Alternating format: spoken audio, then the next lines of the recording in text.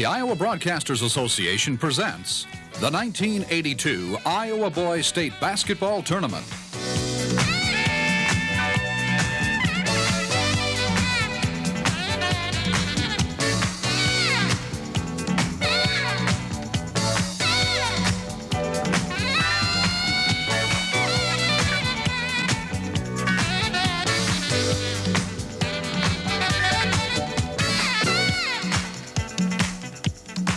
From Veterans Auditorium in Des Moines, here is Mark Zelich. The 1A championship in this 1982 Iowa Boys State Tournament was all but conceded to Paulina even before the event opened.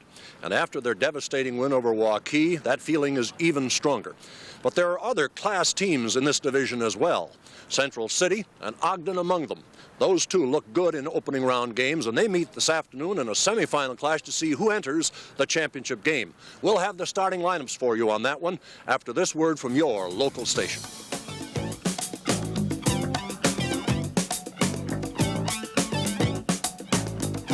All right.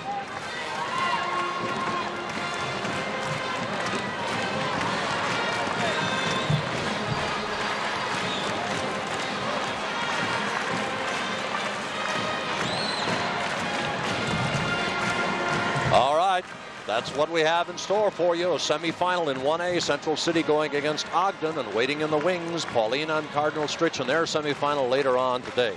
Just concluded a few moments ago in 3A play. Burlington eliminated from this tournament as East Waterloo looked pretty tough in a 71-52 win, and now we'll go against Sioux City North.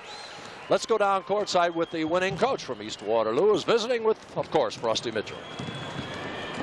We're in the winner's circle right now with Steve McGraw. He's been there a lot this year, losing only one ball game with #1 rated East Waterloo. Coach, the state of Iowa wants to know after that awesome display, was that a good ball game for your team? I think for the most part it was. We had lapses in there where we got really sloppy, and I'm sure that being up here for the first time contributed to that. Well, Coach, golly, I've watched you since way back in the days of Sibley. I guess I can say I even watched you play at Simpson College as a player. Then when it was Sibley, and then where? Tri-County at Thornburg. Yeah, I was at Tri-County at Thornburg for 9 years. Now at East Waterloo, you got yourself a good basketball team. What the kids, they seem to me like they took it pretty well in stride when it was over. Well, you know, basically we're pretty senior dominated. You know, they came up here not knowing really what to expect. We didn't play very well early. We got down pretty much the same way we got down against Wahlert in the sub-state. But our kids battled back, did what they had to do, and played our type of game. And you know, in the end, I think we wore them down quite a bit because of our bench. Well, we were trying to figure out how much bench you have, Steve. How deep do you really feel you go? I think we go 9 deep. We played 9 kids pretty consistently all year. And, you know, they played well. I thought Maurice Davis just played outstanding basketball for us today. The kind of basketball the crowd was loving, it's fun, is that freelance game there at the end. Your kids really move out. Is that what they like best? Well, yeah, they like that, and that's the way they play all summer. And for me to try and change something, you know, that they do all summer long would be crazy. Steve, you've got an old coach up there as an athletic director at East Waterloo, Murray Weir. Does Murray ever drop by the gym or give you any help? Murray's super. You know, he's not only a superhuman being, and he was a super coach, and he stays out of it unless he's asked, and he's been a tremendous help to me there in the 3 years I've been there. And he's going to call me tonight. He's skiing this weekend. Unfortunately, our spring break is on during the tournament week, but he said if we won tonight, he'd be back Saturday, so I'm really looking forward to having him back. Well, Coach, you don't get to rest on laurels too long when you get down here. Next up, Davenport Assumption. You got Waverly Shell Rock in the tournament. And, of course, you saw North Sioux City. That's next. Yeah, North Sioux City's next. And, you know, they're going to be pretty much like every team we play this year. They're going to be bigger than we are and going to cause us problems inside. But, you know, we're happy to win the first one and get a chance to play 3 games up here. And the kids are really excited, and I think we'll play well the rest of the week. Steve, New Sioux City North stayed in a zone, I think, just about all the way and really bothered Des Moines Roosevelt. How do your kids do against zone? Well, we've faced zone most of the year. Very few people have tried to play us man because of the quickness. And I can understand it. You know, the thing that sometimes I try to harp on the kids, we don't go inside enough because of our size, and we've got to go inside to keep people honest. And when we did go inside, we've got enough quickness, enough jumping ability. Moses and Williams inside are very good jumpers, and they'll cause some people problems if we can get it inside. Well, it's a fun basketball team to watch. And do you feel any pressure coming in, #1 rated, as far as the Des Moines Register poll was concerned? I don't believe so. These kids, I don't know whether it's being arrogant or what, but I really feel like they believe they're #1. Until somebody beats them, they're going to stay that way. I really think once we got that, it helped us. Again, we're senior dominated, and the kids, again, they believe in themselves pretty good, and I really think it's helped us. Well, Steve, fun basketball team to watch, and we're anxious to show the whole state of Iowa that Sioux City North East Waterloo basketball game. Good luck to you. Thank you, Frosty. That's Steve McGraw, head coach of East Waterloo, and they just won and won big over the Greyhounds of Burlington. Let's go back right now to Mark Sellis. Gentlemen, thank you. From our eye in the sky, as it were, you take a look at the 94-by-50 court here at Betts Auditorium in Des Moines, where we have a fine 1A attraction coming up for you. Our third game of the afternoon, as a matter of fact, and the first one in 1A, and this is semifinal. We brought you quarterfinal in 3A as Sioux City North won its opening ball game against Des Moines Roosevelt, somewhat of an upset, 53-44. East Waterloo took care of Burlington, stopping any upset ideas that the Greyhounds may have had, winning that one 71-52. But that was quarterfinal. Now it's semifinal. Central City, 23-2.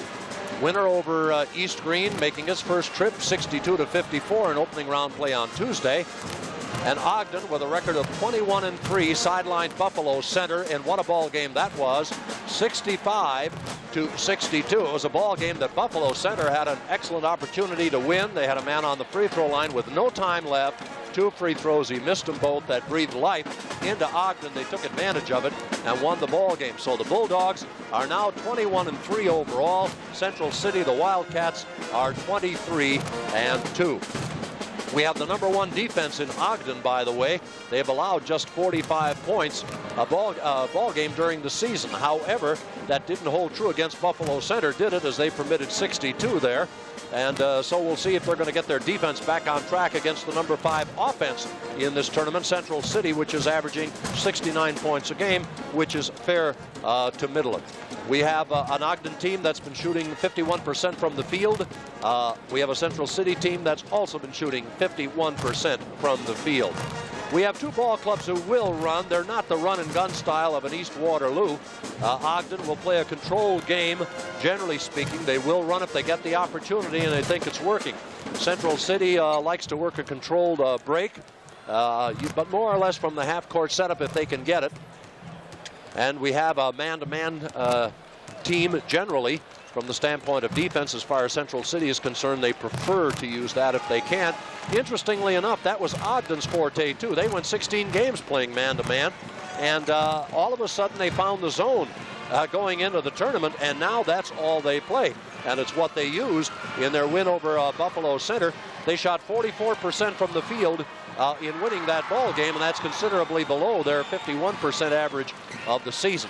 What's interesting, though, is they made 19 of 24 free throws in that ball game. Ogden did in beating Buffalo Center, so they were superb from the free throw line. When it comes to visitation, Central City is here for the first time. Coach John Stevens is in his 3rd year. 3 years ago with these kids, he planned on being here. He thought they had the kind of material that would bring them that kind of a ball club, and indeed it has come into fruition, and they're here as a result for their first time. Ogden has been around, however. They were here in 50, they were here in 79, and here again now in 82. They have yet to win a ball game in tournament play until that win, of course, against Buffalo Center in the opening round on Tuesday. So Ogden now is hopeful of getting through the semifinal and into the final. Central City would like to waylay them if at all possible. So we're going to have to see what we're going to have to see when these 2 ball clubs clash. There's some Ogden fans, and I'll tell you, the fans have been here in great numbers, really taking part. Totally immersed in this tournament basketball and loving every second of it. As Frosty Mitchell mentioned in earlier telecasts, but for those of you who may not have been along, attendance here so far in the tournament series has been very good. We certainly had good attendance here this afternoon. As a matter of fact, the tournament sessions so far have eclipsed last year and the year before, if I remember Mitch's statistics correctly. By so that bodes well. By 2,000 coming in to today, and today's session is over the corresponding session of a year ago, so that number will be up. Outstanding. Fans in Iowa responding to tournament basketball, and boy, it's always a lot of fun for us to take part. Well, hide the bald spots, Mark. They're taking the top view. Yeah, there's more truth to that, you know, old friend. I'll tell you.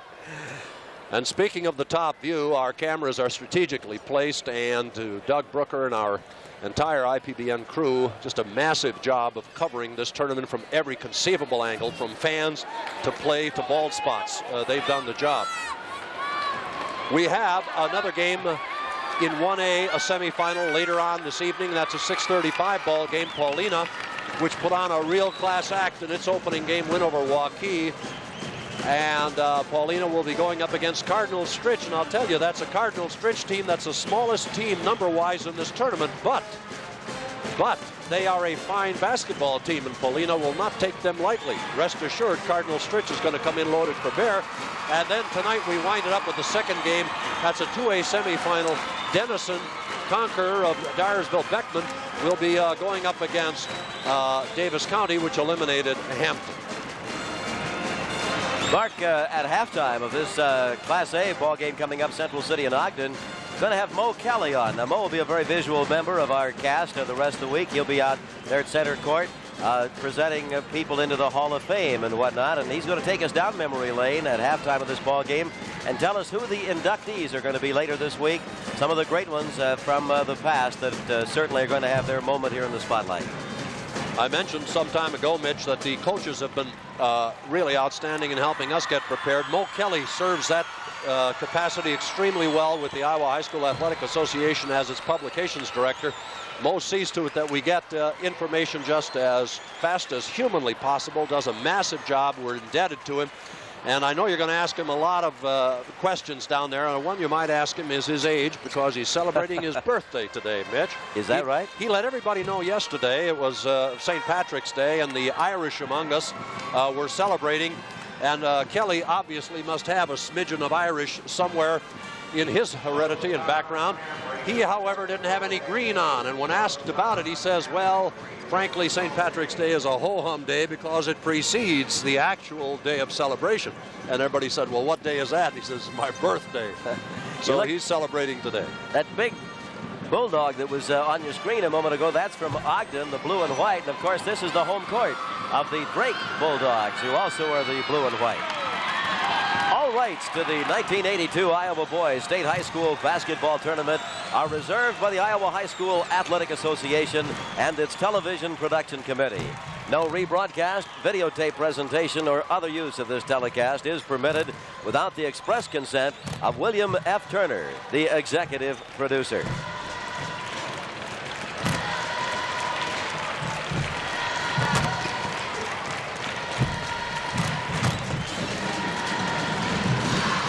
All right, we are having both clubs returning to the playing court here. That includes the Central City Wildcats, who are dressed in the white uniform with black piping. Red and black are their school colors, and they have some red piping as well. And, of course, Ogden, the Bulldogs, here in the dark uniform, which they won in their opening game, predominantly blue with white trim. There we see how Central City got here, Frosty. Right, that was a great ball game when they beat Iowa City Regina in the district, and then I'm sure our visual won't leave us there and probably let us know how the sub-state came out also.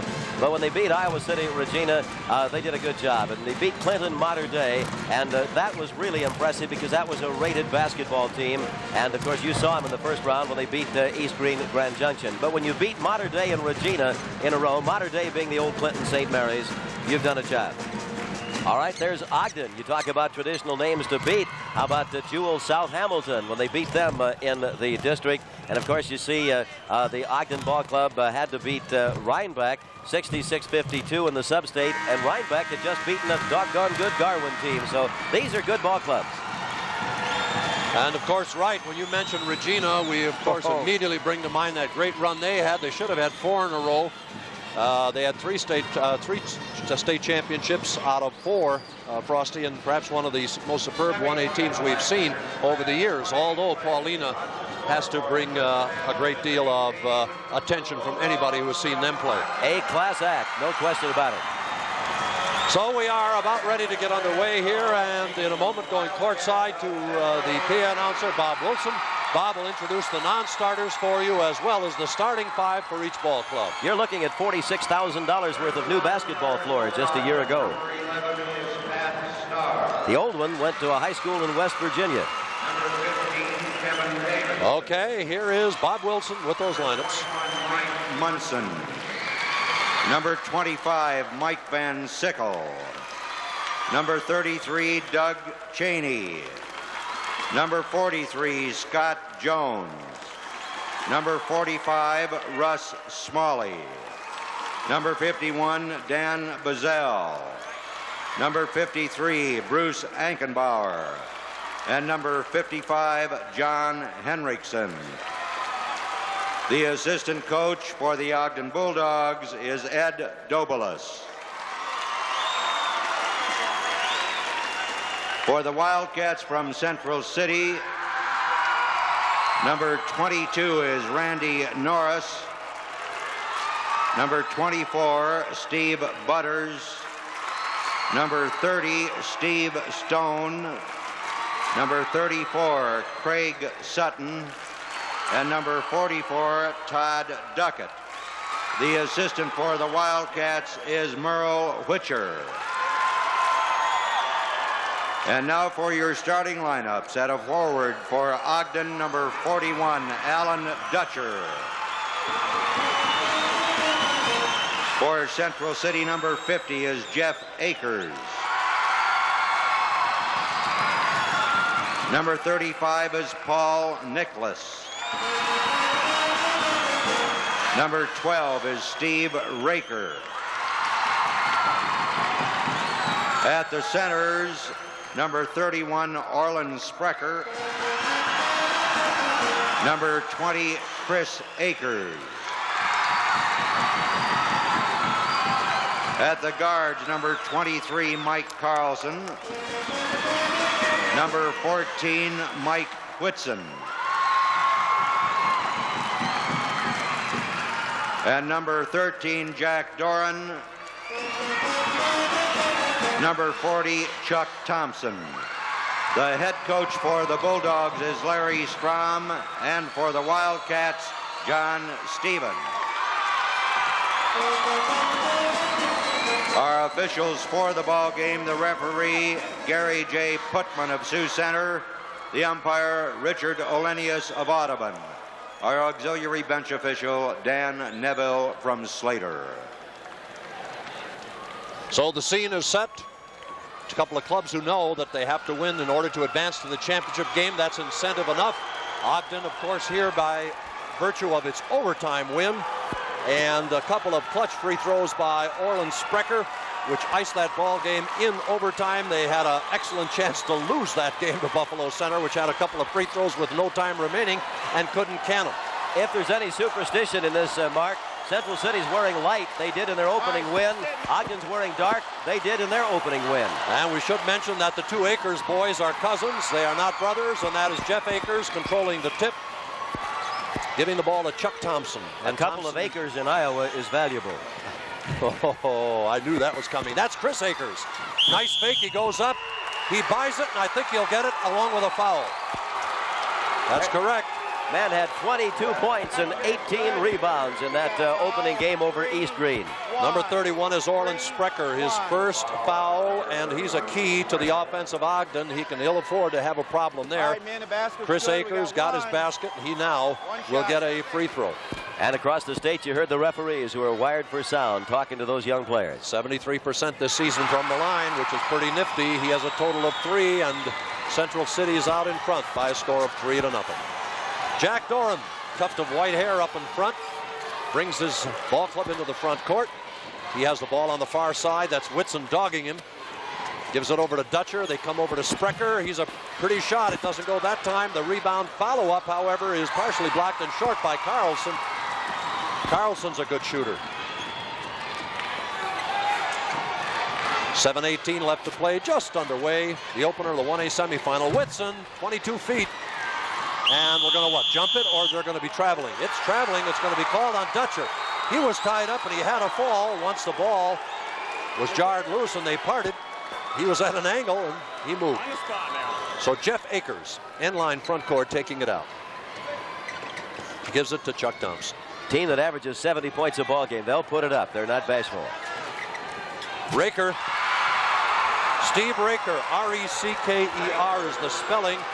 Raker had a total of 14 points and 7 rebounds in the win over East Green. First two here this afternoon. 5-0. Mark, Central City is a group of kids that have played as a unit of 5 ever since 8th grade. And they're a group of kids that only practice basketball 364 days a year. They take 1 day off by agreement, Christmas. And that's why John Stevens knew this club was going to come this year from behind Chris Akers. So Chris Akers has his initial personal foul. That's him, number 20, 6'5", and a half foot senior, averaging about 21 a game. He scored 22 in the win over East Green, along with 18 rebounds. So he puts in a full day's work. That's Doran. It's D-O-R-A-N, but it's Doran, the pronunciation. No good on Nicholas on the tip is not good by Dutcher. Nicholas missed the initial shot, and the rebound comes to Jeff Akers. They trigger it down to Chris Akers, and you can see he was distraught with himself because he couldn't handle it. It touched Nicholas, who deflected it momentarily. He is such an intense individual, Chris Akers, and coach says that he asks a lot more out of himself than I'd ever ask out of him. 6.5 minutes left to go in the first period. Dutcher handling, looking inside, nothing happening. Goes to Doran, 15-footer. So Doran, who hit 9 in the win over Buffalo Center, gets his first two here. 5-2. Central City's lead by 3.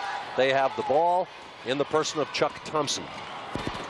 Raker does not get his second field goal. The rebound by Carlson, threw it up, batted away. Whitson picks it off. Central City has the basketball in the front or east court here at Des Moines.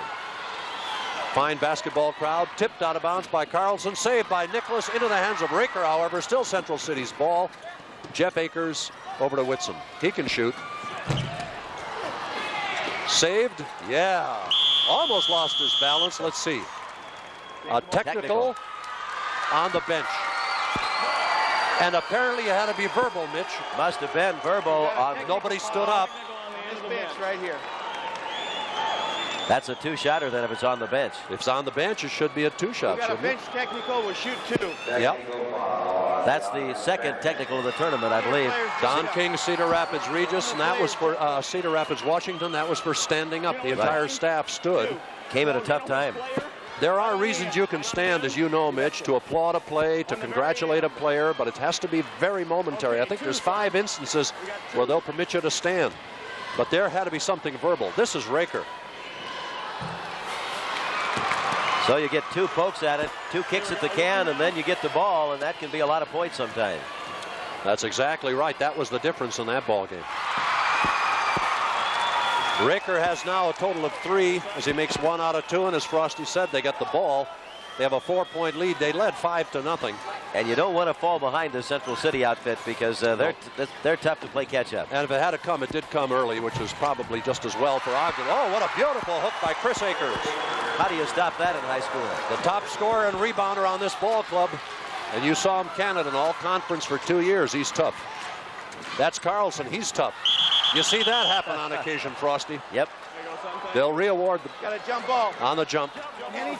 If you wanted that to happen, how many times do you think you'd have to throw it up there? Take a look at the young man. Throws it up there like a brick. Not much rainbow here. He sends it up like a frozen rope, and it sticks. And we've got a timeout being called on the floor. Now this word from your local station.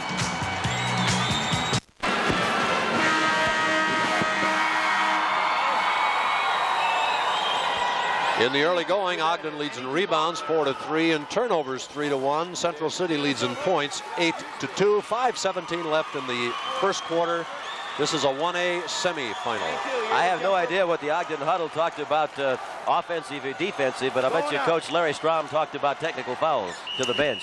I think they had somebody. Yep, we had Central City in the circle a little bit too soon, so Carlson will take it out of bounds for Ogden. Carlson had 16 points in that opening win by Ogden. This is Doran. Nice move in the lane. Chris Akers gets the rebound, and the foul will be whistled against Doran. Doran fouled out of the first ball game. A win over Buffalo Center Rake. He's an intense young man, their point guard, and of course, very, very much into the ball game. Quick defensively, he loves to drive, and he loves motion. And if you get into that, you're going to commit some fouls. Coming down to 5 minutes now. There's the tail of the tape. 6 points, the biggest lead. Whitson holding the ball for Central. Had a hunch, changed his mind. What, with lane violation? Yeah, someone was parked in there too long. Under 5 left to play now in the first period. The ball out of bounds to Ogden, the Bulldogs. Second trip for Coach Larry Strom. He was here in '79. The third trip for the team. Or the school. Tipped away. Good defense. Akers has it. Jeff Akers to Whitson. Ogden to Thompson. Has been in that same zone every time down so far. Whitson. 21-footer. That'll take you out of the zone. Whitson, who scored 4 points in the win over East Green, is averaging 13, so he didn't have a good opener from the standpoint of score. He barely can put it in the hole. Nice move by Dutcher. Equally nice move by Chris Akers. Ogden only 2 points in about half of the first quarter. They scored 16 in that first game against Buffalo Center Rake. Here's a replay. Beautiful basketball. Superb defense. That's why you pay the price of admission or watch on television. The shot attempt is almost but not quite by Orland Sprecher. There's a foul underneath. Raker pushing. That's his first personal. Number 1, 2, over the right. Ball out of bounds in favor of Ogden. 2 team fouls on Ogden, 2 team fouls on Central City. That's Doran handling the basketball. Gives it to Carlson. Against that man-to-man. Slapped away by Whitson. It was intended for Dutcher.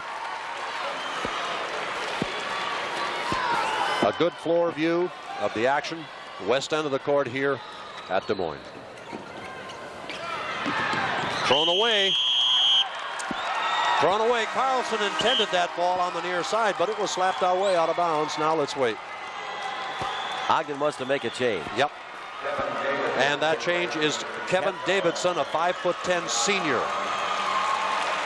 Kevin played quite a bit in that ball game with Buffalo Center Rake, even though he didn't start. Yep, he did not score as well. He replaces Doran here. Davidson in for Doran. Otherwise, the cast remains the same. This is Raker handling it, giving it to Thompson. Central City leads by 8. He was fouled. They're going to whistle it against Carlson. This time we'll have action at the line, even though team-wise it was only the 3rd foul. This is the shooting violation. Ogden having a little trouble getting out of the blocks. That was also true of East Waterloo, but once East Waterloo warmed to the task, they were tough. That was a 3A ball game that preceded this one. Chuck Thompson. So Thompson on the line. He is a 57% free throw shooter. He's an honors student and averages 7 assists a ball game all year. Well, he had 16 in the win over East Green. He's averaging 11, so he had a good opener. 11-2. That's a 9-point lead. That's the biggest lead of the ball game. Ogden's never led. It's not been tied. Beautiful pass underneath. Great assist. Yeah. Sprecher with the pass. Super. Carlson with the bucket. 11-4. That's Thompson on the missed shot. Coming down is Dutcher. In a hurry, he'll try at about 14 feet. Well, he felt the rhythm apparently. He went up, took it himself from the keyhole when he had 2 men breaking for the bucket. Dutcher averaging 9 on the season, scored 6 in the win over Buffalo Center, has his first 2 here, and all of a sudden it's 11-6. That's Whitson. Nice. Boy, they'll never need a shot clock when Central City plays. Whitson's an all-conference performer, and you see why. He has a total of 4 now, 13-6. Central City by 7. Sprecher gets 2 bounces, that's all. Raker clears it, gives it up to Chris Akers. So the Wildcats have the ball in the East Court here at Des Moines with about 2:45 left to play in the opening frame. Lost it. Right off the side of the foot. Picked up nicely by Carlson. And a foul is going to be called on Central City. Right. That's on Thompson. Jack Thompson couldn't get set You can see it here as they come back down. Number 40 will be the man that won't get set on the steal there. He's sliding across. Both feet are moving, and so it's got to be on him. Good call. Doran back into the lineup for Ogden. Replacing Davidson. There he is, number 13. So you go even on team fouls at 3-3. Right on. Ogden's ball out of bounds. Carlson, the trigger man. The long pass out to Doran. Against that man-to-man defense kicked. They'll award it out of bounds to Ogden. Ogden up in Boone County is actually Ogden and Beaver, Iowa. Central City comes from Lynn County, Prairiesburg, and Waback in addition to Central City. That's Nicholas handling the ball, guarded by Raker. Gives it to Doran, picked up by Whitson. Far side to Nicholas, gets around Raker, tries the shot, can't hit it. The follow-up beautifully by Sprecher. Sprecher, who hit 2 key free throws in the win over Buffalo Center, gets his first basket here today. He had a total of 16 in that ball game and 13 rebounds. Yes, sir. This shot attempt picked off by Nicholas. Here comes Ogden, and the pass is thrown away by Dutcher. You know, there's a case with timeout. They're not used to a 94-foot court. That pass led him too far. There is the timeout. Now this word from your local station.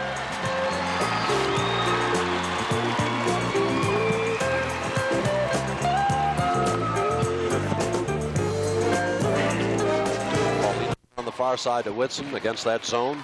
2-3 over to the weak side quickly, and Thompson will try his luck. Give Thompson 3 points. He scored 16 in the East Green win. He has 11 on the season as an average. He has 3 here this afternoon. He's been starting as a sophomore. 15-8. They up it to 7. This is Sprecher. Perfect. Not a lot of defense right now, but boy, the fans love it. Orland Sprecher can shoot. I believe I said he had 16 in the win against Buffalo Center. Mitch pointed out to me he had 20 and 13 rebounds. He had 6 out of 6 free throws, so he put in a full day in that overtime victory. They were very fortunate to win that ball game. Might be a team of destiny as a result. We'll see. They're trailing by 5 now, have trailed by 9. You can see the deliberate play now of Central City as Whitson handles it. Against that 2-3 zone, Whitson tries it. The rebound comes to Thompson, slapped out of his hands and out of bounds by Dutcher, and Dutcher may have fouled him. He did. Dutcher's first personal foul. That's deliberate play only until they catch their breath. Then they go again. Jeff Akers puts it into Thompson, who misses the shot, gets his own rebound, and he is sandwiched. Nicholas got him. Had he not been fouled, he would have traveled. He was in the air, and there was nowhere for him to go. Take a look at this number 40. He's going to leave his feet with the ball. Nobody to pass to. He can't shoot it. If he hadn't have been bumped right there, he'd have come back down with nowhere to go. On that inbounds play, apparently there was no foul, Mitch. No foul on that inbounds play. I stand corrected. So Dutcher does not have any personals. Okay, the free throw is good by Thompson. Give him a total of 4. He's 2 out of 3 from the line. He's a 57% free throw shooter, which is not particularly noteworthy, but he's canning them here 75% so far this afternoon. He's a catalyst on this ball club. 17-10. They build it up to 7 again. Central City out in front. Ogden trying to get back. Nicholas wheeling and dealing. No way as Thompson clears the boards. A 6-foot senior can spring, as you can tell. We're down to 25 seconds left in the frame. We may go down to a final shot. Apparently that's going to be the call. First quarter, Raker playing catch with Thompson, who now has the ball. To Raker. Central City setting on 17. They scored 16 in the first quarter of their win over East Green. We're under 10, 8. Inside, lost it. Slapped out of bounds. Touch last by whom? Well, there were a lot of people that had a shot at that one. Yeah, I think the officials were just a little bit doubtful. They call it out of bounds in favor of Central City. Well, they get a shot off in 3 seconds. Oh, easily. Whitson, who's a pretty good shot. 6 points for Whitson on 3 baskets. That's the end of the first quarter with the score. Central City 19, Ogden 10. We'll be back after this word from your local station.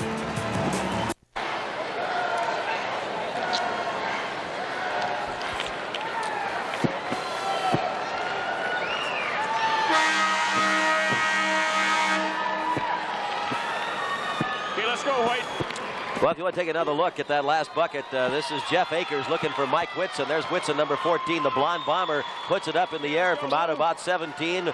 Zap. That's the final total, 19-10. Mark Zelich is ready to play ball again. Whitson is a 51% field goal shooter, so he makes half of what he tries. And he had a bell ringer, as you said, at the quarter ended. 19-10. 6 points for Whitson, 5 for Thompson, 5 for Akers. That's Chris Akers, and 3 for Raker. 2 points each for Carlson, Doran, Dutcher, and 4 for Sprecher. Insofar as Ogden is concerned, the tip controlled Central City. Here come the Wildcats, 23-2. Raker with the shot. His second basket. He has a total of 5. He slammed that one in from outside. Biggest lead, 11 points, 21-10. They led by 9 at the quarter. That was their biggest spread previously. Doran with a nice move. Doran with a rebound. The battle underneath put up by Sprecher, and the foul is going to be whistled on Raker, his second. Pass the ball to us, please. We've got a foul. So Orland Sprecher will go to the line, and he'll get a pair. He is a 54%er from the line. You're looking at a guy that's 6'6", getting ready to shoot. Now, this guy was 5'11" as a freshman, but he grew 7 inches in 2 years, and took a lot of coordination exercises to get that. Well, and apparently it's worked, Mitch, because he's got a fine touch when he shoots. He's a pretty shooter. Good moves around the bucket, and just a junior. So he gets his first free throw, a total of 5. It's 21-11. Ogden has never led in this ball game. It's not been tied. You see the press, and Central City breaks it as Raker has the ball in the front court and drops it for Thompson. 7:20 left till intermission time. The winner goes to the championship game. Whitson's shot is missed. He was fouled out there by Carlson. Mike Whitten has a spot apparently on that floor that he likes to work his way towards. And Carlson apparently knows that. Yep. Otherwise, he wouldn't have risked the foul that far out. Take another look at it. They're going to try and get Whitson. That's just about where he hit that buzzer beater a moment ago from. But this time he draws a little iron. And a foul. All right, Whitson for his first time from the line, a 71% free throw shooter. As far as field goals are concerned, these are the 2 best shooting teams left in Class A. They're both 51%. East Green was the best coming in at 53%, but they lost to Central City. 8 points for Whitson, 23-11. That's a 12-point lead, their biggest. So Whitson, who's averaging 13, has 8. As I said, he only had 4 in the opening game win against East Green. So he's playing up to potential in this one. Doran almost lost it, retrieved it. You saw Whitson with larceny in his heart. Looking inside, that's Carlson. Nobody there, so they go to Doran and they go around the outside. Against a man-to-man. That's Sprecher with a move. And the foul is going to be whistled underneath on Central City against the fella on the floor, and that looks like Thompson. That on Chuck Thompson is his second personal foul. You take another look at it right here as he cuts down the baseline. Well, he moved the right foot. That right foot would have stayed down. That might have been a charge, but he moved the right foot. So we have a change with Davidson, who was in earlier, coming back into the lineup, replacing Doran. And on the line, you see Sprecher. The first of 2 is good. He's made 2 out of 3. 16 points in the sub-state game, 20 in the opener here. Softball fans around Iowa will recognize the name of Dean Olson, a fast-pitch softball player, and he's the uncle to that young man. So credit Sprecher with 7 points, 23-13. They narrow it down to 10 after trailing by a dozen. Whitson has the ball and the lead. Central City against that 2-3 zone. There's a shot by Thompson. A nice follow through, but it doesn't go. Chris Akers, no way. The rebound comes off the Dutcher. He triggers it up to Davidson, and he holds up. Davidson sets it up. Chris Akers is not the dominant factor in this ball game that he was earlier this week. That was Whitson who slapped it out of the hands of Nicholas. It is picked up by Thompson. Thompson about a 13-footer. The rebound comes off to Nicholas. Timeout, Blue. Timeout being whistled by Ogden. Now this time from your local station. As his ball club is concerned. Ogden out-rebounding Central City 12-8. And however, Ogden has committed 7 turnovers to 3. There's a look at the Central City bench. Coach John Stevens in his 3rd year. Ogden kids went back home after their win here over Buffalo Center Rake. Central City staying in town all week. That's Dutcher. He can play. Dutcher has 2 baskets, a total of 4 points. He leads that ball club in steals as well, which Ogden, is quite a chore for a tall kid, 6'2" senior. Trying to make their move. Double dribble. Big turnover. It's 23-15, down to 8. It was as much as 12. Ogden trying to claw its way back into it. A Bulldog taking on a Wildcat. And that's Davidson with the right hand working against Whitson. Drops it on the far side to Carlson, picked up by Thompson. Perfect. Carlson, his second basket. He has 4. And they're back in the ballgame. Larry Strom rates Carlson as his best player.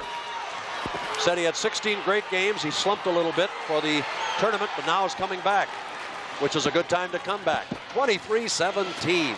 The difference is 6. Remember, it was 12. Ogden's never led. Raker has a hunch. The follow-up is good by Akers, Jeff Akers, his first basket. And they needed that right then because Ogden was on a roll. That kid is put together. 6'2" senior, Jeff Akers. 6 points in the game against East Green. They lost it. Carlson could not get it. They give it out of bounds, and Jeff Akers will trigger it in. And we take it down to exactly 5 minutes mark to go here in the first half. The difference is now 8. 1A semifinal. It is stolen. Boy, Dutcher saw that coming. Doesn't get it. Thompson on the rebound.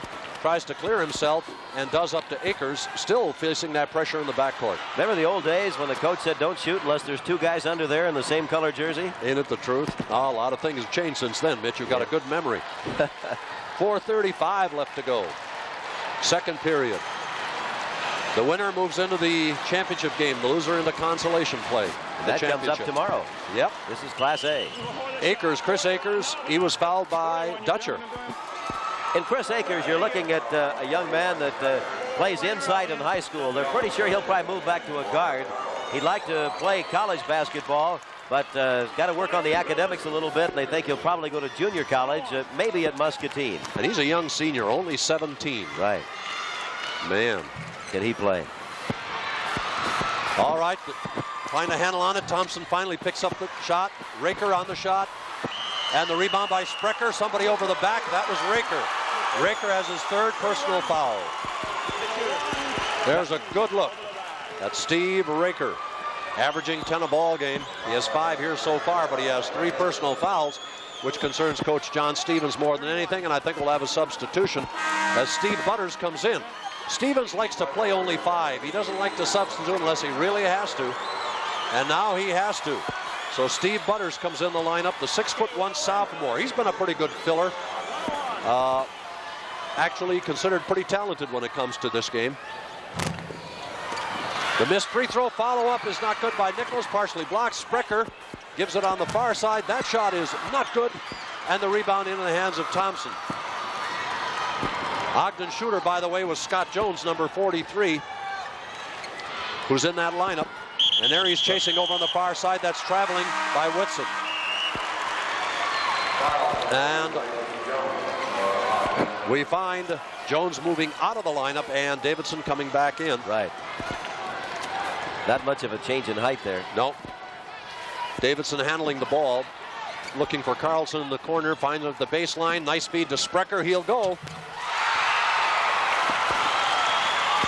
9 points for Sprecher. His 3rd field goal. Nice assist by Carlson. And the 25-19. Pressure defense that you did not see in the first quarter by Ogden. Chris Akers might have been traveling. No, he wasn't. He was fouled, and he'll get the bucket. Fouled by Nicholas. That on Nicholas is personal foul number 2. Named the most valuable player in the Independence Iowa Christmas Tournament is that young man standing at the line down there, Chris Akers. Quarterback in football for a couple of years. Takes part in some track, I understand, Mitch. You bet he did the 2-mile at the Drake Relays last year. 3-point play gives Akers a total of 8. His average is close to 21. 28-19. It's built up. Central City has a 9-point lead. Has led by as much as 12. Ogden's never led. Stolen by Thompson. He's got Whitson down there, and we have a foul. Timeout here, 4-0. No, and the foul is going. Right here, 4-0. 4-0 is the man on offense. Right. That foul up front on 50. We'll have to take a look. That's 4-0 right there. Unless the elbow fly would be the only way that we could. 1-5 holding out. I see what he was saying. 4-0 was fouled. Right. Yeah. I thought he said it was on him. He had that other referee confused because he said the foul is on 4-0. Right. Then I've got 4-0. And committing the personal foul was Davidson, and that is his first personal foul. Okay, we've got it straight. Bear with us, folks. Chuck Thompson is the man. Thompson has just hit 4 consecutive free throws. He's hit 4 out of 5. Great athlete, this young man, but he's also a super student in the classroom. There's a good look at him. 4 out of 5 free throws. He has a total of 6 points. He's averaging 11. He had 16 points in the win over East Green, so he's having a good tournament. How quick a 6-point ball game became an 11-pointer. Yep, and it has been 12. That's been the biggest spread. Ogden has trailed Central City by as much as 12. Nice feed inside to Nicholas. Will he get it away? He does, and he buys it. Nicholas's first scoring. Davidson with a good pass underneath to get it to him. Dangerous pass, but he got it there. 30-21. The difference is 9. We're under 3. Central City with the ball and the lead. That's Whitson handling against that 2-3 zone. They give it back out. That's Steve Butters, number 24. This is Thompson. Chris Akers over to the weak side, which quickly becomes the strong side. Traveling on Whitson. That's the second time he's been whistled on that, Mitch. He's having problems with that. Coach going to make a change. And here it comes. Craig Sutton, a 6-foot junior. And Whitson is going to get a rest. Sutton is known for his defense as far as this ball club is concerned. Did a great job in the sub-state, hitting his only shot. But that was an important one as they won. Dug away from Dutcher. Fed down to Jeff Akers. Akers on the follow-up, and he gets his second basket. Jeff Akers has 4. 32-21. The difference is 11. Goodness gracious, every time Ogden tries to scratch back in, Central City comes up with a big play. Davidson working on the outside. Back out to Dutcher. Gives it over to Davidson. Davidson picked up by Sutton. To Dutcher, moving against Akers. And Jeff Akers picks up personal foul number 1. This ball game's rolling along pretty well, but it got a half-hour late start here this afternoon because the AAA games took a while. They did. This was scheduled for a 4 o'clock start. I think got underway about 4:30. 1-1. Alan Dutcher, who was in this tournament back in '79 as a freshman reserve, didn't get to play. Not a good free throw shooter, 49% this season. You saw him miss that. Stays at 32-21. Ogden needs all the points they can get. Inside to Chris Akers. Back to Thompson. Had a hunch. Changes his mind. Drops it on the far side for Butters. Rather for Sutton. Sutton shot is no good. The follow-up by Butters. Perfect. Butters in reserve. Cleans up 34-21. That is a 13-point lead for Central City. Its largest. 1:20 left in our ball game. In the first half of our ball game. Dutcher. Swept off by Sprecher. The follow-up Dutcher. Wow. And the foul is going to be called on Jeff Akers, his second. So they get 3 cracks at it. And their best shooters, Dutcher had 2 shots at it. Sprecher 1, they couldn't buy it. Okay, Doran comes back in. Davidson goes out. That's a guard change for Ogden. On the line will be Nicholas. Okay, 1-1, fellas. What's the layout? 1-1. And as you hear, it's the 1-1. He lettered last year. A minute 9 seconds left to play. 34-22. Nicholas once again. Jerry Sutton was a starter until Nicholas replaced him during the year. Just started playing that much better. So we're down to 34-23. There's the press. Thompson into the front court working against Nicholas. We're under a minute. No rush as far as Central City's concerned. Over to Butters, then to Sutton. Almost lost it, did lose it. This is Doran. 4 points for Doran on 2 baskets. 34-25 is a 9-point difference. Over to Chris Akers. He'll try it about 11 feet. Perfect.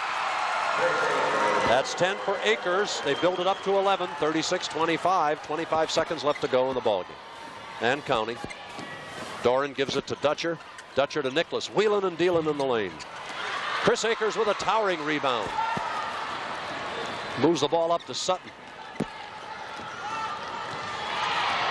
In turn to Thompson, 9 seconds. You see the countdown on the screen. The shot attempt will come from Sutton, partially blocked, retrieved, and there's the desperation attempt, no good, at the buzzer by Doran. That's the end of the first half. With the score, Central City.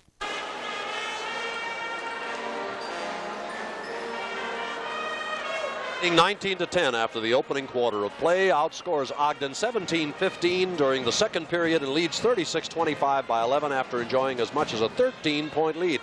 Ogden and Central City pretty close on rebounds now, 18 for Ogden, 16 for Central City, and they're pretty close on turnovers, but the score definitely Central City here at intermission. Another half to go. We'll be back at Veterans Auditorium in a moment after this pause for station identification.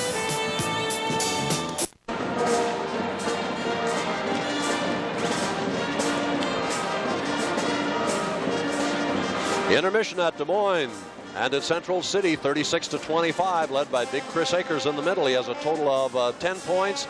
Thompson has a total of 7 here at intermission. 8 points by Mike Whitson, 5 by Raker, 4 by Akers. Ogden has 4 from Carlson. Doran has 4, 4 from Nicholas, 4 from Dutcher, 9 by Orland Sprague. We'll be back at Veterans Auditorium after this word from your local station.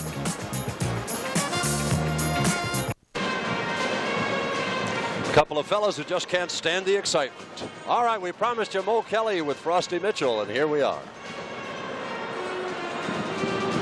You're looking at a man here that's going to be pretty visual in your living room for the next couple or 3 days. His name is Mo Kelly. As publications director of the Iowa High School Athletic Association, he'll be the host at all of the awards ceremonies. And happy birthday, Mo Kelly. Thank you very much. You didn't think the whole state knew, huh? No, I really didn't. Well, happy birthday to you, Mo. What do we got to look forward to yet in the tournament from you? Well, we have a lot of awards to be given the last couple of days, as we normally do. You know, a lot of times I guess we feel that maybe we get too much credit in the Boone office of the IHSAA. Really, we're just following the wishes of a lot of good people as far as our programs are concerned. And by that I'm referring to school administrators primarily. And as a result, when everybody gathers here in Des Moines yearly for this big event, it's kind of a good occasion to recognize some of these people that have made our programs what they are today. So that's the reason that we have all of the various awards that we do have.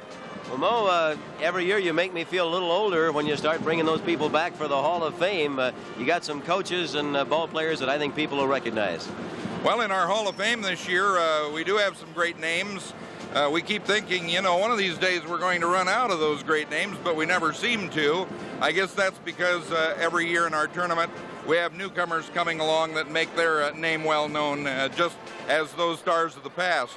But this year we do have 3 coaches and 3 players who we think have contributed a great deal to our program through the years by their great play on the floor and, of course, their great coaching on the bench. The coaches are George Duval, who had over 20 years of service, had some great success, especially at Ames High School. Frank Markley at Oskaloosa in the 1920s had 4 teams in a 10-year period at state. And Ray Knauer of those great Calumet teams, led by Delmar Dow, he had 1 championship and some other high finishes. Those are the 3 coaches. The players are Gene Heptrick of Iowa City, who was a great all-around athlete and was here with the Iowa City team in our state tournament in the mid-40s. And then we have Tommy Goodman, a 2-time All-Stater at Fort Dodge High when he was performing. And, of course, we also have another great ball player that... We're going to keep us a surprise, right? Well, we might do that, yeah. Okay. Mo, we're ready to play ball. Thanks a lot. You bet. Mo Kelly, the publications director of the High School Athletic Association. Let's go back to Mark Zellis. All right, gentlemen, thank you. Let's go to the highlights of that opening half. Here's Raker. from the outside with a pretty right hand, scoring for Central City. Now we're going to take a look at Chris Akers with a pretty nifty right-handed hook shot. Big 6'5.5" senior. It hung and it dropped. Now Ogden. This is Carlson going up. And you saw the ball get stuck early in the ball game, and of course there was a jump ball called after that. Right now we're going to see some great defense. This is Akers on a Dutcher's drive, and he rejected that shot brilliantly. That was one of the key defensive plays. Now we see Sprecher with a nifty pass into Carlson, positioned nicely underneath, and easy too. Great assist by Sprecher. And Sprecher now on a tip in. We'll see Nicholas attempt the shot. Nicholas, number 35, there's the shot. Sprecher will clean up. Right on. Okay. We'll be back with the start of the second half after this word from your local station. Well, that we feel is a Wildcat, and that is a ferocious looking Wildcat, and so far the Wildcats have dominated here this afternoon. When it comes to our shooting stats, we gave you the individuals. There you see the tail of the tape. Central City hitting 13 out of 31 from the field for almost 42%, 10 out of 29 for Ogden for about 34.5%. When it comes to free throws, you notice the difference there, and that's impactive. 10 out of 13, 5 more free throws than Ogden. Ogden made 5 out of 8, which isn't too shabby, but they haven't had a lot. But the free throw percentage shows you the success ratio. Turnovers, Ogden leads in that category by 3, and then rebounds, it's almost a push. We have had Central City lead out here by as much as 13. They lead by 11 at intermission, 36-25, but there's a full half of basketball to go. You can bet that John Stevens doesn't figure the hay's in the barn. And you know that Ogden's Larry Strom has told his ball club, you can win it if you go out and work. So let's see what this produces in the second half, as the tip is controlled by apparently Central City, because Nicholas may have touched it last. And that's correct. They're going to give it to Jeff Akers. Akers and Thompson are starting in there, along with Whitson, Raker, and Chris Akers. Doran and Carlson up front. Chris Akers on the shot attempt. Got a part of it, but not all of it. Nice rebound by Dutcher. He gives it in turn to Nicholas, and we're just underway in the third. Nice move by Carlson.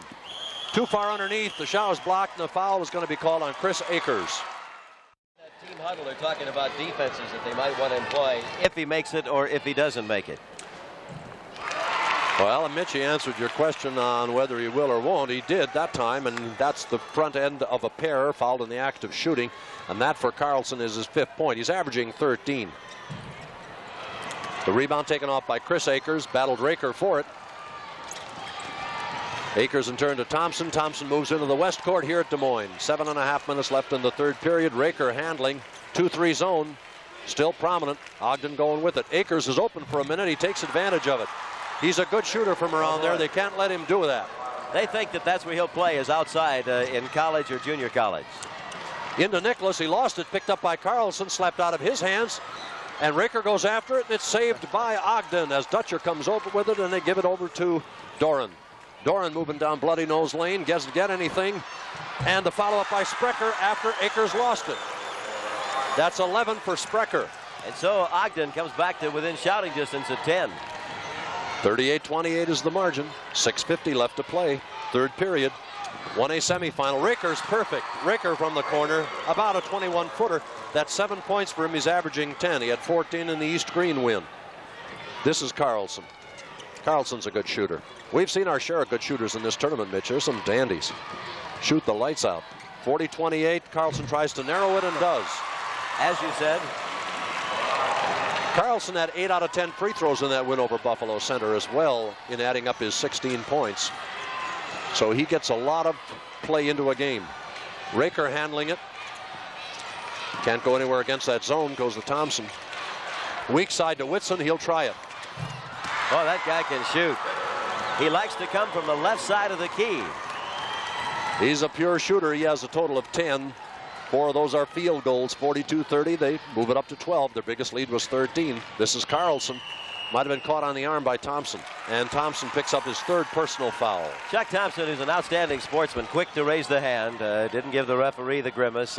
He knew he did it. Carlson was also a freshman reserve on that 79 team that was here for Ogden, along with Alan Dutcher. So they're the two veterans, so to speak. He's had some great play this season, sprained an ankle, but apparently has come over that. His dad's name is Gale. He's a school teacher in the math and science department up at Ogden. His mother is also a school teacher in that system. Good look at the bench as Raker sits down next to Coach Johnny Stevens. All right. In the lineup, replacing him, Steve Butters, the 6'1" sophomore. The missed free throw goes to Akers. John Stevens is an interesting coach. He did not play high school basketball. He went to Oskaloosa, but did not play for the Indians. Carlson a little bit tight. He is. So Carlson had just missed 2 free throws. He has missed 3 out of 4, and he's a better shooter than that. Commits a personal foul, and that's his 3rd. First team on Ogden this half. And Jeff Akers. As you look at Raker, that's his left knee. That is John Stevens on the right of Raker. Right. Right. The assistant on the left. 42-30. Nice move by Thompson, but he doesn't get the bucket. Akers may have been fouled. And Nicholas has his hand up. Boy, that would have been some kind of basket if that would have gone in. We've got a foul on 3-5. Blue from behind. Here's a look at Nicholas, N-I-C-K-L-O-S. As he comes in there. Watch him reverse hands as he comes back under. Just not quite, but that would have been a super play. Yep, that looks solid. Wouldn't fall. Looks like they threw it away. Dutcher's after it. He's on a foot race. Let's see. 5-second violation. They didn't get it in time. Inbounds, Mitch. So the inbounds will go clear to the far end of the court again. Right. Which may have saved a couple. For you know who. All right. Ogden's basketball, and they need it. They're needing to make a run. Yeah. Doran handling the ball in the East Court. Gives it to Carlson, to Doran. A lot of traffic underneath. Brings it back out to Doran. Dutcher, 20-footer. And the rebound is picked off by Thompson. He gets it up to Whitson. They try to break it out. Whitson can't move it through. He gives it back to Thompson for the setup with 5 minutes left in the 3rd quarter. 42-30. Left-handed move by Thompson. Nice pass underneath to Akers. Thompson with the assist. You know, you talk about even, Mark. Both of these schools have exactly 100 boys in the high school. Both of them are close in total students, 191 to 195 Central City. Ogden wants the timeout. Now this word from your local station.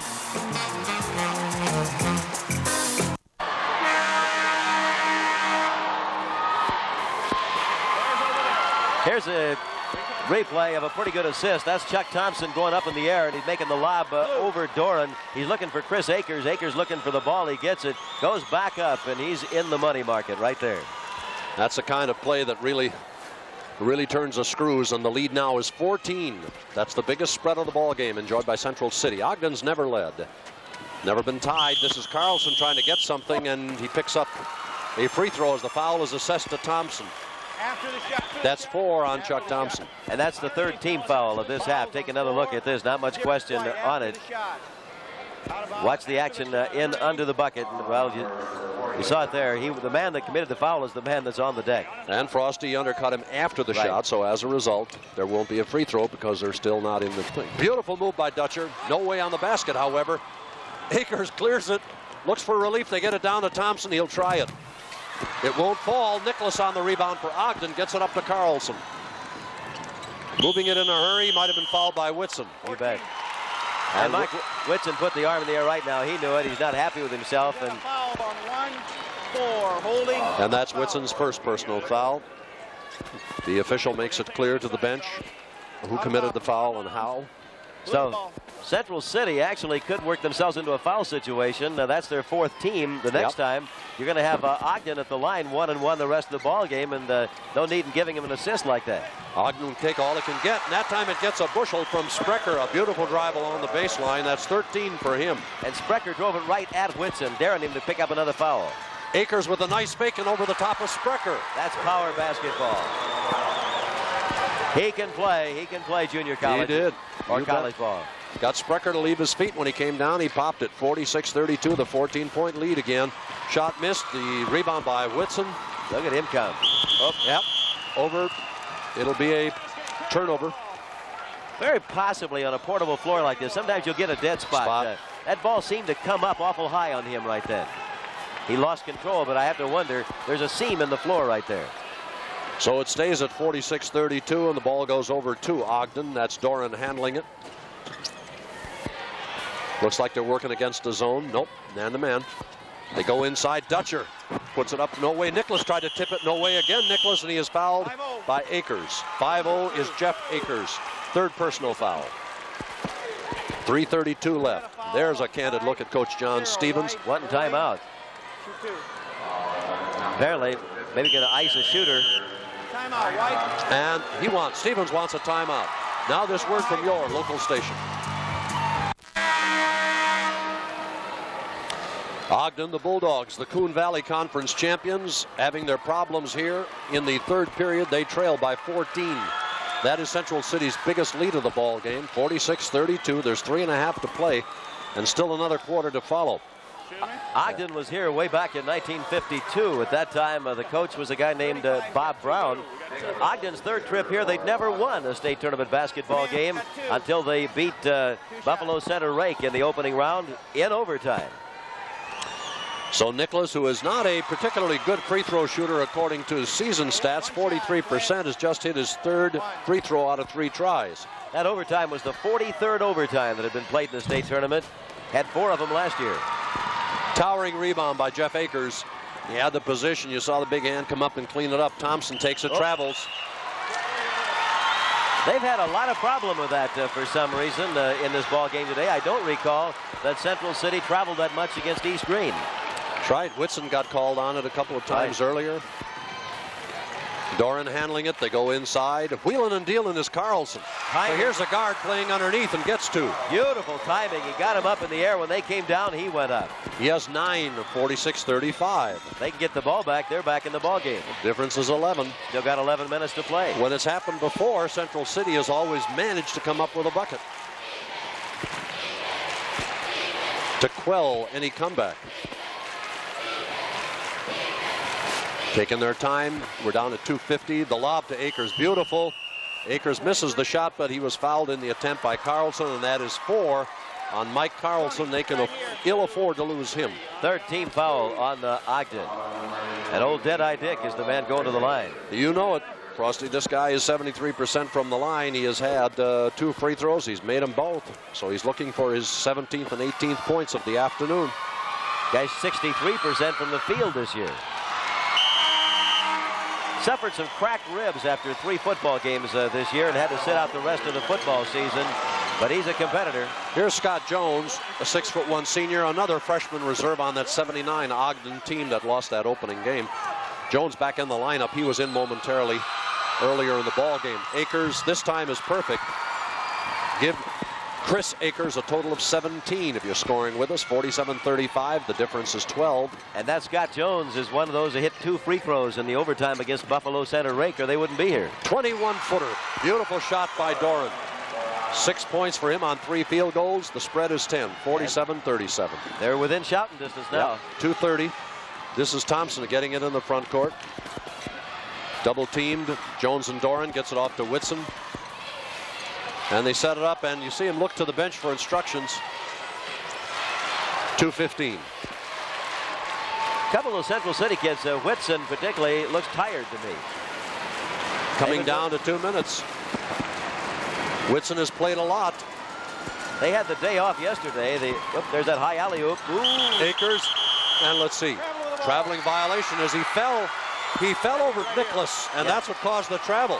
Could have been a backing in on that one, but he called the travel, the turnover. Right. Something knocked Nicholas down. Look out. Bucket right now, and you've got a Donnybrook going out here. And we're under 2. It's been uphill for Ogden. Off of whose hands? Off of, Dutcher's hands. Or give the ball to Central City. So that opportunity to move it within 8, at least on that series, goes a-flying. I don't think Dutcher was all that convinced. No.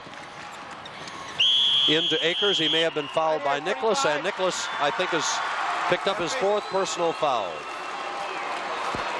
He has 4, so does Carlson. They're in trouble. Boy, I'll tell you, right in front of that Ogden bench, nobody says a word. You take a look at it here on the instant replay as you watch Akers coming for it. There's the foul. Yep. But that's the end of the bench that picked up the T in the first half. And mum is the word down there. Thompson has 4 personals for Central City. He's the only one in trouble there. That's Raker passing it up to Thompson. The pass is to Akers over the top of Nicholas. It doesn't go. The rebound. Akers on the foul. Yep. Reaching in. His Now, 3rd personal foul. Now Ogden goes down to shoot the one and maybe. And hey, if they can hit both ends of this, they're on a little bit of a roll here right now. What was the big lead? 14. You're down to 10 and shooting. Yep. Nicholas on the line. He is a 43%er, but he has hit 3 out of 4. So he's showing better than he has. And this, of course, is the time to do it so far as his ball club is concerned. 4 out of 5. As far as free throws are concerned, as a team, Central City 61.7, Ogden 54%. Ogden is the poorest free throwing team percentage-wise in the Class A. So here's a kid shooting 43% on the season and hits 2. He has a total of 5 out of 6 free throw. Really clutch. This is Chris Akers with 1:35, feeding beautifully to Thompson, lays it up, and he is fouled by Nicholas.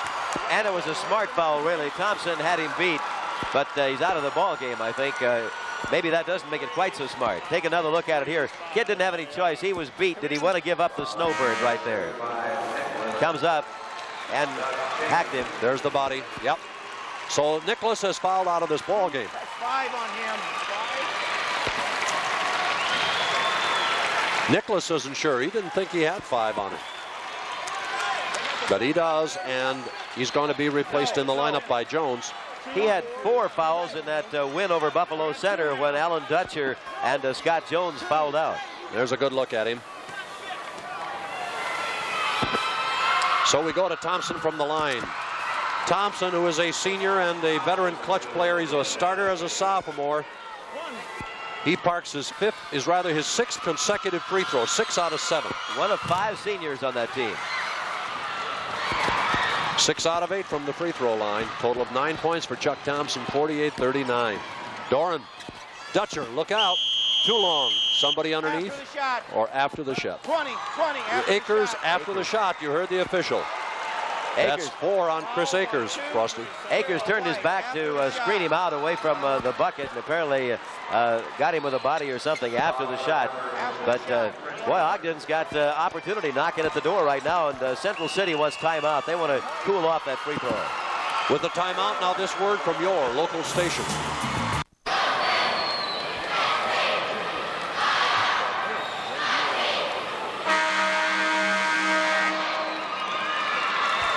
Ogden has outscored Central City 9-2 in the last couple of minutes of this action. They lead here 48-39. Central City does, but has led by 14 on 2 occasions. And there's some free throws coming up. He hits these. The torch is lit. You bet.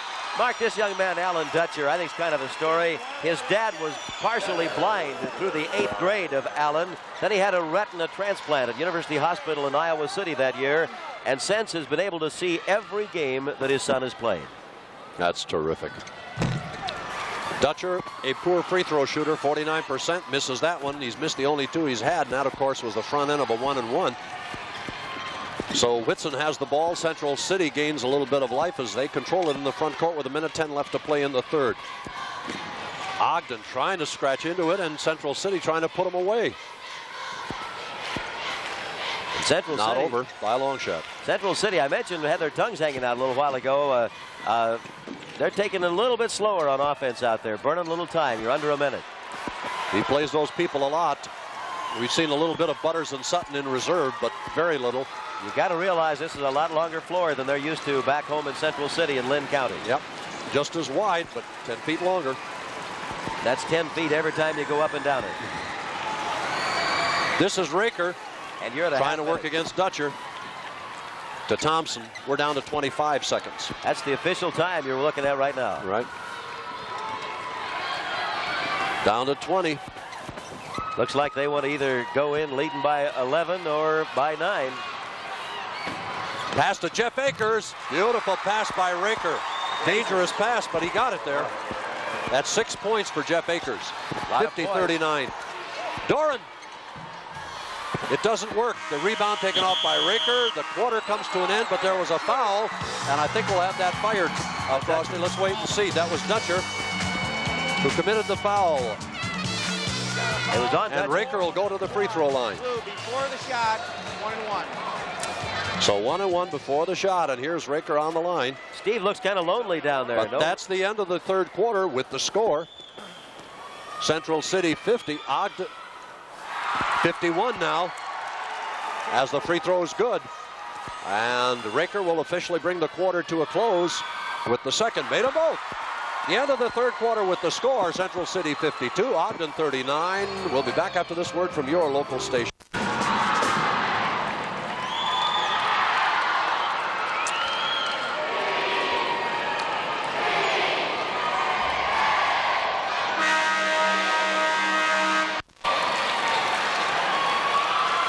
As you can tell, the gang's all here from Central City.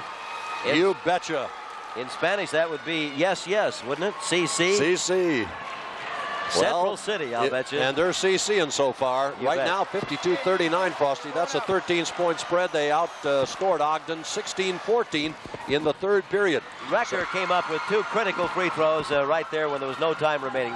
Those were really psychologically important. He had 3 out of 4 so far this afternoon. He had 6 out of 8 in the game against East Green. These two teams are close in rebounds and turnovers, but on the scoreboard, it's a different story. This is Whitson against Jones. Well, and you see that Ogden has gone out of their zone. Now they're man-to-man. They've got to get the ball. Jones isn't exactly sure. He's trying to play some zone, some man-to-man. I thought maybe it was a matchup there for a moment, but I think it's man-on-man. And obviously time is Central City's greatest ally, and that is one thing Ogden cannot spend as any time. They want to get something going, and the last thing they want to do is foul this ball club. They've been doing a prepared-to-middle job hitting free throws. It would appear to me that Ogden has not played a lot of man-to-man defense. Kids are a little disorganized. Well, usually you'll play zone to cover that deficiency. It'll also, of course, give you a chance for rebounds. It forces some outside shooting. Well, they burned off over a minute, Mark. Yep. We're under 7 and counting. That's Thompson handling the basketball. His ball club leading here by 13, has led by as much as 14. Doran guarding him. They give it off to Raker. Coach does not use many people. I mentioned they looked a little tired to me. Pass underneath to Raker is perfect. They'll count the bucket, and Dutcher will pick up the foul. And that's trouble. So they caught him napping with the perfect pass. 15-pointer right now with 6.5 to go. You take a look at the high alley-oop coming on the inside. They're looking backdoor. It's under there. He comes back down and back up. And Raker, as I said, has hit 3 out of 4. And let's see, we have a timeout being called. The timeout is being called by Ogden as they take a look and see what they can devise here in the closing moments. Each year, the Iowa Broadcasters Association offers 2 4-year college scholarships to Iowa high school seniors interested in studying broadcast journalism. Contact your local IBA member station for details. Mark, we might catch folks up on what's happened here at the big show so far this afternoon. This is Class A. We finished up the semifinal bracketing for the AAA earlier this afternoon when Sioux City North, with a great zone defense, took out Des Moines Roosevelt. And then East Waterloo, the #1 rated team, rolled over Burlington by 72-51. Setting up the AAA semifinal for tomorrow afternoon between Davenport Assumption and Waverly Shell Rock. The other bracket having East Waterloo against Sioux City. And of course, coming up tonight for our people, we're going to be right there in the living room to let people know about the other bracket of this one. And I think everybody's favorite, Paulina, rated #1. They were so impressive in their win over Waukee. But they better be on their game when Keokuk Cardinal Stritch matches up with them out here tonight. That's set for about 6:30. I agree with you, Frosty. There's no question that Paulina's favored, but there's no way Marlon Griebel and that ball club can come in fat-headed. I don't think they will, because Cardinal Stritch showed us in their opening win over Elkader Central, they can play this game of basketball, and if you give them an opening, they can take you out. Stritch had their biggest man at 6'4", and they out-rebounded a team that went 6'6" across the front line, so they can play. You bet. They work very, very hard and constantly. Okay, 6.5 left to go. Raker on the line, getting a free throw, the tail end of a 3-point play if he scores it. He's known for making the big play for this ball club. He had 6 out of 8 free throws in the East Green game. Misses this one. And Ogden is happy he does as Jones moves it up court very quickly. 6.5 minutes left. 54-39. The foul is going to be on Chris Akers. I think he is fouled out of this ball game. Wow. That was not a smart foul for him, leading by 15 points. He's a heck of a ball player, but I'm sure he's certainly one that when they talk about all conference, you'll have to remember. But that's a big loss to that basketball team. It sure is. They only have 2 other players, Butters and Sutton, that's seen any kind of action. And there you see the bench and the change. Important because he's a great rebounder, but important because he's the intimidator on their defense, and particularly if they're going to stay in that zone. Butters is a 6'1" sophomore. He's been a good filler, as we said. But boy, that's quite a diminishment. Okay, it's Jones hitting a clutch free throw. That's Jones's first scoring of this ball game. He had 4 in the win over Buffalo Center. There's a look at the big guy, 6'1" senior. Again with the right hand. And again, it's good. So it's now 54-41. It's a 13-point spread, and they're going to call the foul against Jones. And we'll get the long walk to the other end of the auditorium. Right, that'll be the west end. Take a look at the inbounds play right here. Makes the scramble for it. Just didn't have the right position. Nope, reached over the arm on Whitson. And Whitson will go to the line. He's a 71%er. He's made 2 out of 2 free throws. So where the score was 15 a moment ago, it is 13. The difference, that is, that 15-point lead was the biggest. Now Whitson can reestablish that under the 1-and-1. Does not. Well, Ogden still has life right now because they have the ball. They sure do. Number 25 is Mike Van Sickle, a 5'10" senior, handling the ball on the far side. They give it into Jones. Jones may have walked. He did. Well, I got to give credit to this Ogden crowd. They have not quit. Their ball club has been way back, but they've got their band here and a whole lot of the town from up in Boone County, and they just keep this team in the game. So Thompson in the backcourt taking the pass from Akers. Will try to advance it and does into the front court, coming up on 6 minutes left to play. The fact that this is the semifinal, of course, you're going to see the loser again also tomorrow in consolation. All you have to do is win that first game of the tournament in order to play 3. Here's Whitson. Whew, you saw Doran come behind. In that man-to-man now, they played zone all of the first half. Yep. They're letting a little air out of the ball. It's not a total delay. They'll take the layup. And let's see what happened. Yep, we had Butters, who came in reserve, camped in that lane a little bit too long, forgot himself. That's the spot where Akers would have been, and the rookie forgot. And here's Carlson in the lineup. He replaces Van Sickle, who's just checked out. So Carlson, a starter and a shooter, and he can play underneath. And remember, as Frosty just mentioned, Akers is out of there. They've lost Nicholas, and the foul is going to be called on Butters. So Butters picks up his first personal foul. They'll probably try and work the sophomore. Here's Carlson on the line, a 60% shooter, but boy, he has had bad luck from the line so far, making only 1 out of 4. He has a total of 9 points. National Honor Society, this young man. And he warms up on the line. That's his second free throw out of 5 tries. Very big in their instrumental music department, plays the trumpet. They've got their band here today. Obviously, he's not with them. Got them both. Mike Carlson, the 6'1" senior, in his 3rd year of starting for this ball club. Look out. It's thrown away by Whitson, picked up by Dutcher. 54-43, 11-point lead, back and forth. On the line, the timeline. He stepped over the equator and then came back. I don't think he realized where he was on the floor. So Central City exhales. So do their fans. They get the ball back. And the foul is on Doran. And I think that... I think that's about it for him, isn't it? No, Mr. Doran has a couple, but I think you can see he's very disappointed with himself, or perhaps at the call. He fouled out of the first game. Yes, he did. In the tournament. Yes, he did. He had 9 points and 3 rebounds in that ball game. He has not had a good game here so far today. The free throw, no good by Thompson, as you saw. He's missed 2 in a row now after making 5 in a row earlier. Down in a hurry. Carlson lost the handle. Nice pass to Sprecher.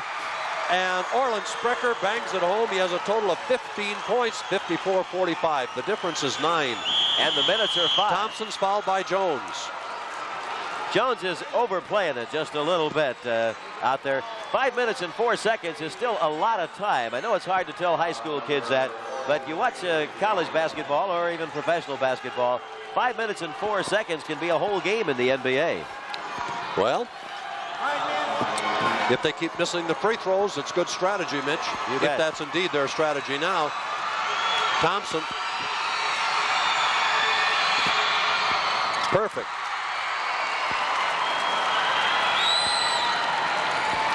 Nine points for Thompson. 6 of them free throws.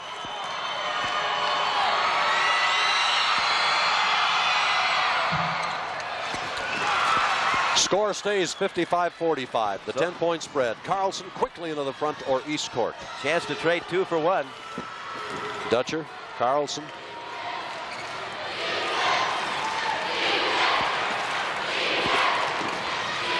Against the man-to-man by the Cats, out of bounds, awarded to whom? They're going to give it to Central City. Referee was looking for a little help from the other referee. The other referee kind of shook him off because he'd been screened out from it by the bodies. Coach Larry Strom of the Ogden Bulldogs. Davidson back into the lineup as they pull Jack Doran. That's Thompson working against Davidson in the backcourt. Almost dribbled into the trap. Yep. Slapped out of bounds. Carlson did the slapping, so the ball goes back out of bounds to Central City. 4:35. Long ball game. Long afternoon, Frosty. Well, when they named Ogden the Bulldogs, they came up right. They will not quit. Nope. Tenacious. 4.5 left. This is Jeff Akers. Get people handling the ball right now that don't ordinarily. This is Thompson walking. He walked. Yep. As we've commented before, they've done their share of that here today. Coach calls a timeout. Wants to regain the poise. Get it all settled down out there. Well, each time that they've faced this kind of a situation, they've been able to respond. As you can see, the Cats there sitting on the floor from Central City getting their instructions. Ogden tenaciously sticking with it, trying to get back up. But I think Mitch during the telecast said an interesting thing. He said it's though Ogden is dragging an anchor. And that's kind of what we sense, that they've been working very diligently trying to bust loose and get back into the ball game, but for whatever reason just haven't been able to unshackle themselves and play that freely. I don't know if we can pick up some of this sound. Let's see if we can.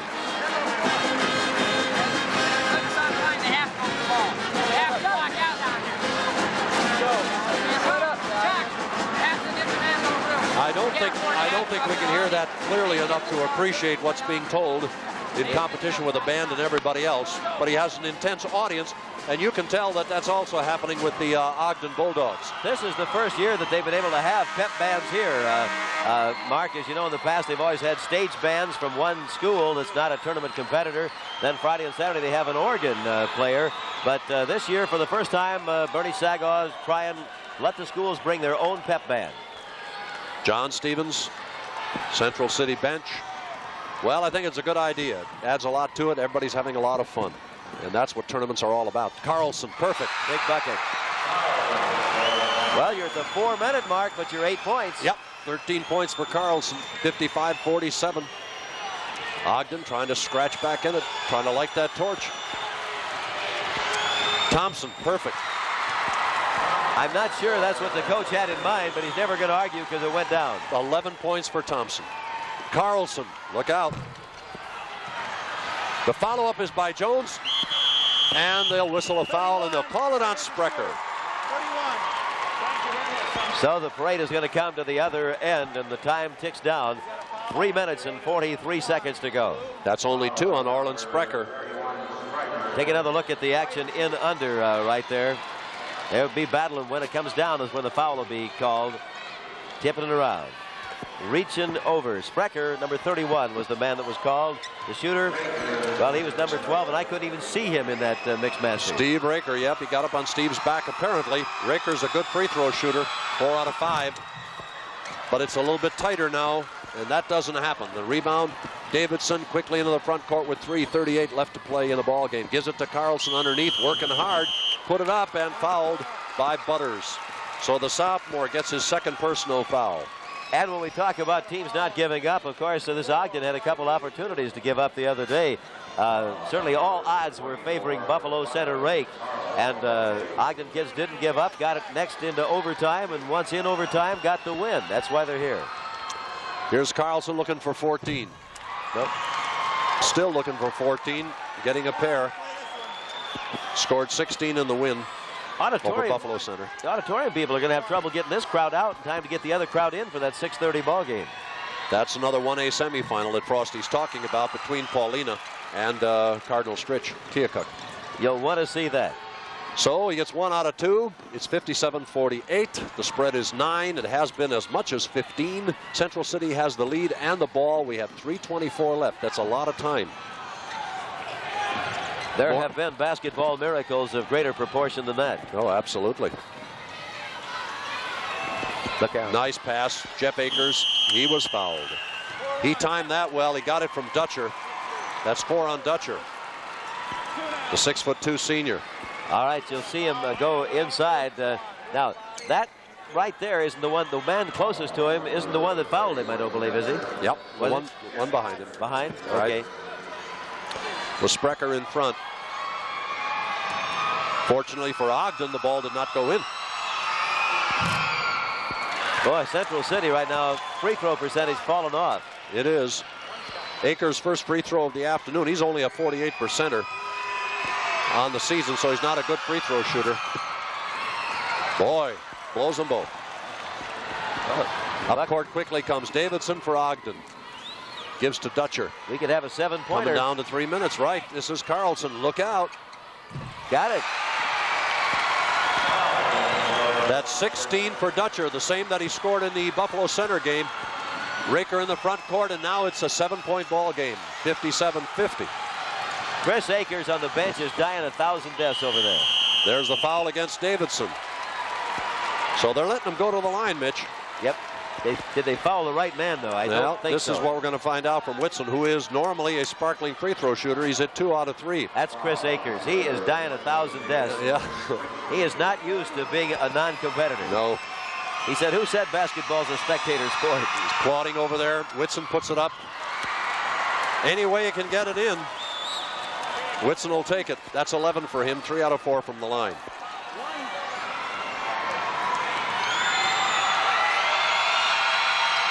Big free throw.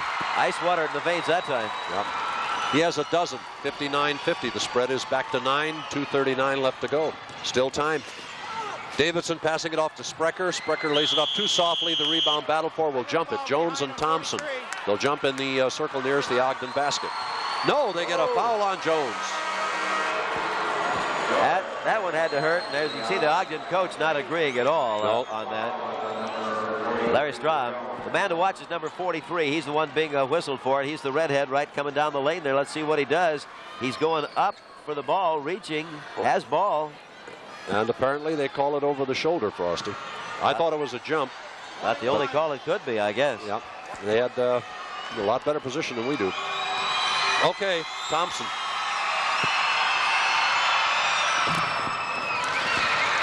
He is chilled at that free throw line. He's got a little mental game going right now. Yeah, he had 5 in a row at one point, but since then, that's a travel. Yep.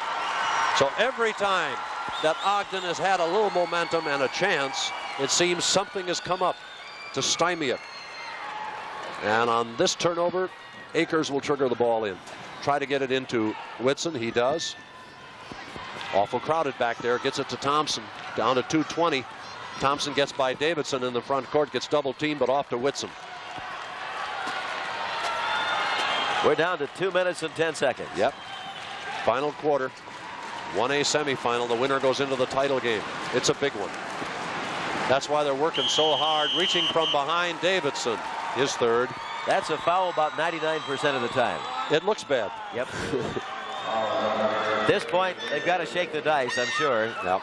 And that was the man they wanted to go to the line. Well, Thompson, as I said, missed his first free throw, then made 5 in a row, then made only 1 out of his next 5. So let's see what he does here. Holy cow. The follow-up by Raker and a towering rebound by Dutcher. Minute 55. Doran drops it nicely for Davidson. He blows the layup. The tip by Carlson, not good. Raker gets the rebound. Boy, Ogden has had their chance. They just can't have an inning. Backcourt foul, Davidson. His fourth. And guess who they want to go to the line? So here's Chuck Thompson, who's got to start figuring out, hey, I can put this baby on ice if I can just hit a few. Thompson is walking up to that line mentally right now, about like me over a downhill breaking right putt. He's at 13 free throws here this afternoon. Well, he got the monkey off his back. Yep. He has made 8 out of 14. And I'm sure he feels much better about everything right now. It's his 12th point. He can about put this one on ice. Nope. Down they come, still with a little bit of life, but not much. Ogden, 60-50, the spread is 10. Dug away by Raker, and that may well do it. Whitson with a minute 28 left to play. Gives it to Akers, fouled from behind by Dutcher. Dutcher, I think, has bought the farm. Well, there'll probably be a two-shot foul, wouldn't you think? Yeah. Nope, I think he said 1 and 1. Okay. Appeared to be maybe of a deliberate. But Dutcher has fouled out. And you can see the sportsmanship, some handshakes coming over here with Whitson and Thompson going out as Dutcher. And this is a superior player, no question about it, Alan Dutcher. 3-year starter, team leader, worked very hard. And when you work that hard and you don't win, it hurts. The change for Ogden will be number 25, Mike Van Sickle, who was in the ball game earlier, a 5'10 senior. And the 1-and-1 going to Jeff Akers. Akers has missed the only 2 free throws he has attempted. Van Sickle was a starter early in the year. He lost his position to big Orland Strecker. Well, let's see what Jeff Akers can do. Van Sickle, who came in a senior, probably the best football player in their school. You know what's interesting is that Jeff Akers got a couple of quick fouls early in the ball game. Here he is still playing while his cousin Chris is sitting on the bench. And not liking it. So he's got 1 out of 4. And we're coming down the stretch now. Beautiful Doran with the drive, but he can't get any water out of it. Raker on the rebound. The long pass down to Whitson. It's too long from Thompson, out of bounds. Minute 11 left. Lynn Swan would have had that. That was right on the fingertip. And it would have taken him. Reach out. 61-50. 11-point lead. Davidson, Carlson, 21 feet. So Davidson gets his first basket of the afternoon. Too little, too late. We're at 55 seconds. 61-52 is the score. Thompson in the front court taking the Akers pass, being hounded by Davidson, and Davidson fouls it. And quite obviously that'll be a 2-shot foul. And he becomes the 3rd man to foul out for Ogden. Nicholas was the first, then Dutcher a few moments ago, and now Davidson. And that'll bring Jones back in. The outcome merely academic right now, of course, Mark. So it will be Central City, the Wildcats, against the winner of the Paulina Cardinal Stritch Keokuk game, which is the first game of the night session. Is scheduled to begin in about, what, 20-some minutes? Yep. They just, I don't know if they'll detain that or not. We'll see. I really don't know. It'll be announced. There's got to be a big mob of people outside this building waiting to get in right now. Wondering what's going on inside, right? That's Thompson. Okay. You're saying the last thing we need right now is an overtime, unless you're an Ogden fan. And they won in one the other day. So Thompson a little bit more comfortable, parks that one easily. He'll try again.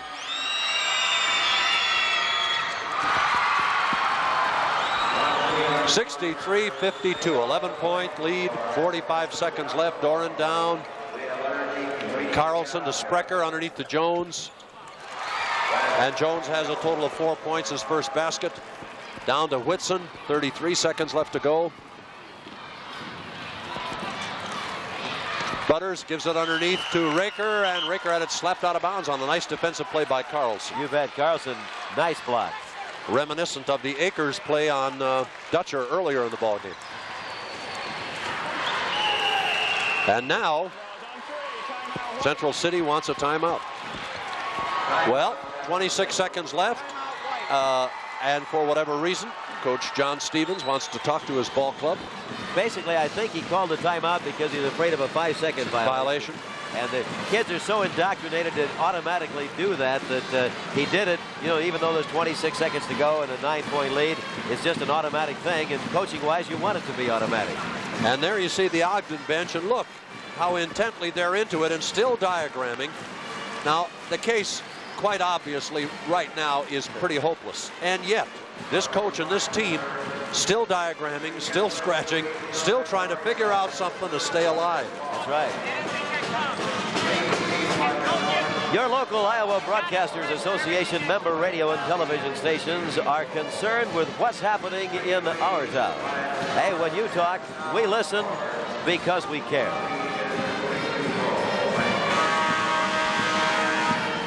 In the background, that's band music coming right now from Central City. They know for the first time ever they're in the state championship game.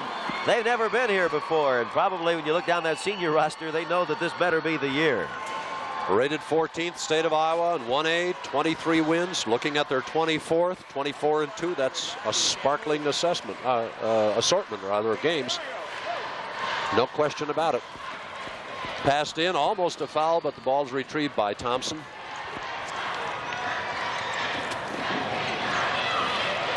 Another pass to Akers, slapped out of bounds very nicely by Doran.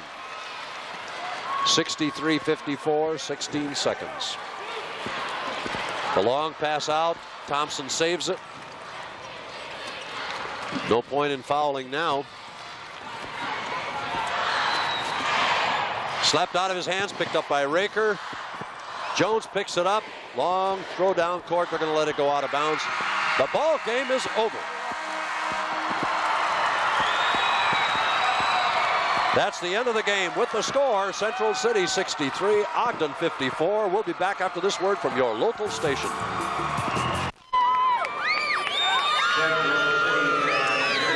Okay, a very happy Wildcat bunch as their ball club wins it out here, 63-54. Chris Akers with 17 takes scoring honors for the winners. Chuck Thompson followed with 14 points, and all in all for them, a big win, and they feel very good about it. For all our stations along our network, we'll be back here in 30 minutes. Stay tuned for your local news. Mark Zelich from Veterans Auditorium saying that we'll be back here in just a moment after this word from your local station.